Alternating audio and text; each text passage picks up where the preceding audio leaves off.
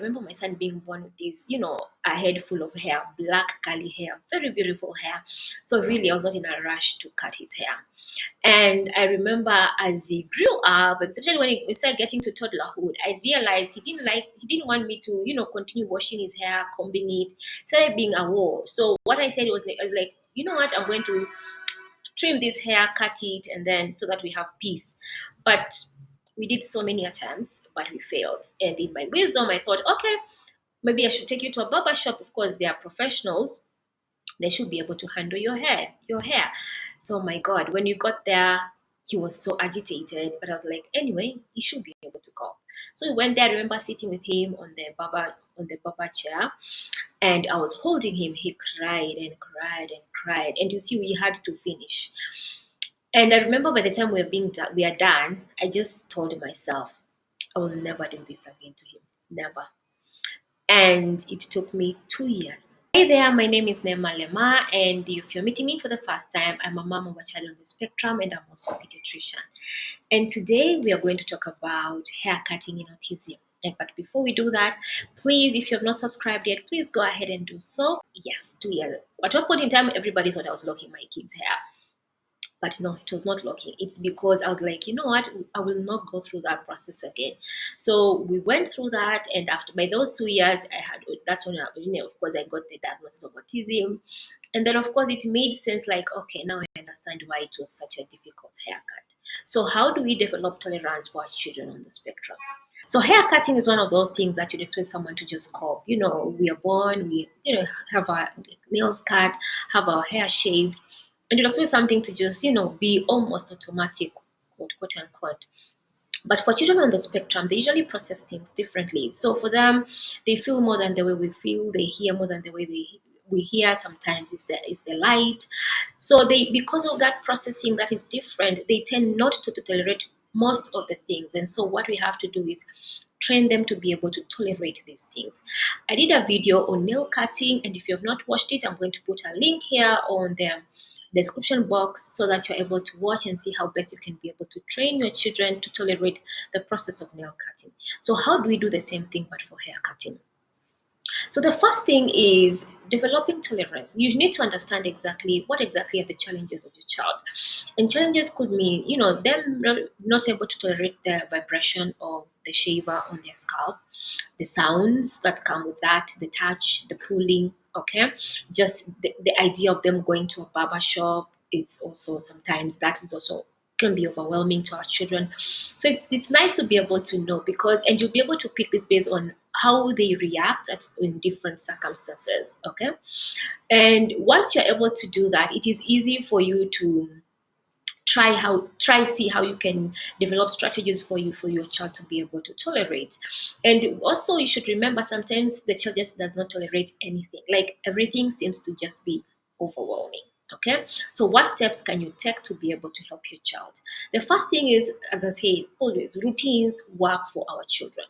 Okay, so make sure that your child develops routines that he or she knows exactly. On Mondays is a haircut day, on Saturdays is a haircut day, the same way we did for nail cutting. Your child needs to know when they're going to do a nail cut. Okay, talk about it, plan for it. Okay, and then the second thing is they should be able to know what exactly to expect in that process. Okay, I personally love visual scheduling. So create cards that will tell your child what exactly a haircut means, what are the processes that are going to be there, and what gadgets are going to be there.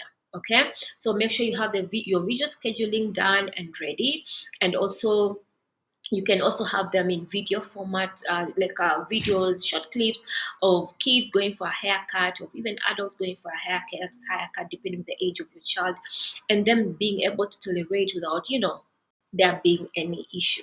Okay, so that your child really, so that's the expectation. They should be able to know what to expect when it comes to a haircut. Okay, and then the third thing is let them familiarize themselves with gadgets. Now, if you're going to shave your child's hair at home, it means everything that you're going to use for the haircut should not be new to your child. Okay, they should be able to know We are going to have a shaver, we are going to have scissors, we are going to, have a hairspray bottle, we are going to have a cape, everything, literally everything. So these should be things that they are easily found in the house. Like, you have these moments where you just bring them all out, see what your child's interest is, let them see how they are going to explore. And you can take it even a step higher. And for example, if you're going to use a shaver, turn it on so that your child feels the vibration and see how they're going to react to it. Okay. If you're going to do this in a barber shop, then it will be nice for you to identify a barber shop that is friendly to the babies, and make sure you inform those people that your child is on the spectrum, the challenges that your child has, okay, so that they are able to give you that time for him to just sit there and just see how things are done, touch if possible, let him feel the vibration. Of course, you have to practice safety first, but the whole idea is allow your child to familiarize himself or herself with those gadgets. And then once that is done, then allow them to also familiarize themselves with, including the chair. Where will they sit? Are they comfortable in that chair? Can they be caped and they them feel okay with all these, the cape touching their skin? And if it's done in the barber shop, you'll have to visit that barber shop and practice that before the day you decide to cut your child's hair. Okay. And of course, if this is done at home, then you do the same thing, but now at home. You can get a doll for your child, go through that process based on your visual schedule, go through that process, and let them be the barber and cut the doll's hair so that you just see his reaction. The whole idea is making this as easy as possible and not as awkward, and also desensitizing all these sensory feedbacks, because once they form these patterns in their head, then it becomes easier for them to be able to tolerate this whole experience. Okay.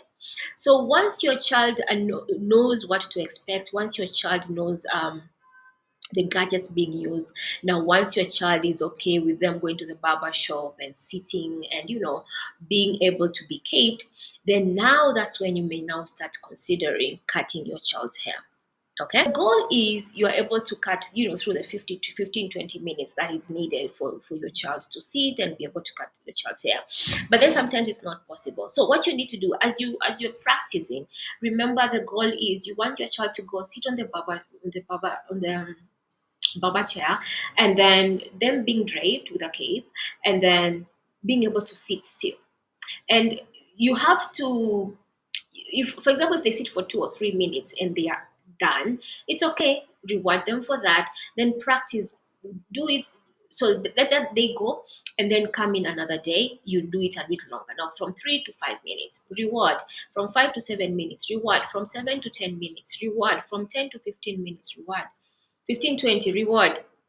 But the whole idea is you want your child to be very familiar to that place in such a way they are not shocked by anything that is happening in that space. That's your goal. Okay. And because they are not shocked, they can easily come in, identify the chair that they normally sit at, and then be comfortable in that seat.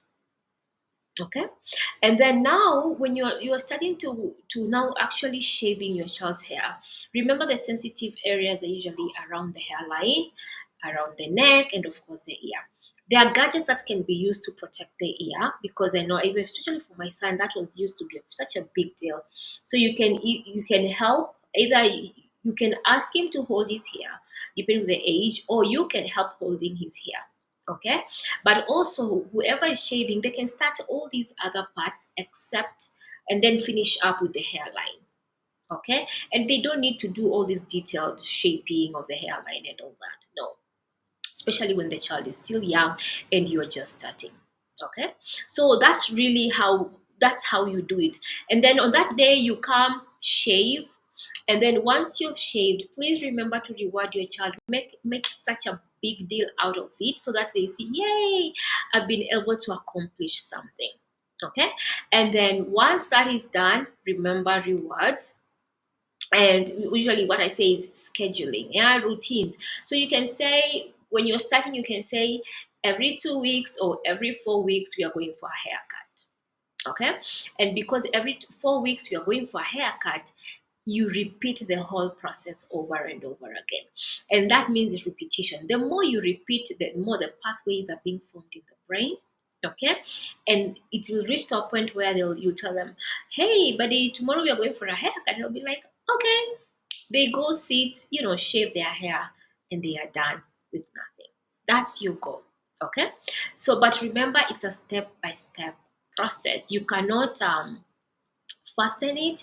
You cannot make it like you cannot rush your child. Please remember that, because we are all different, our brains are different, we develop different, they feel more things than the way than more we can even imagine.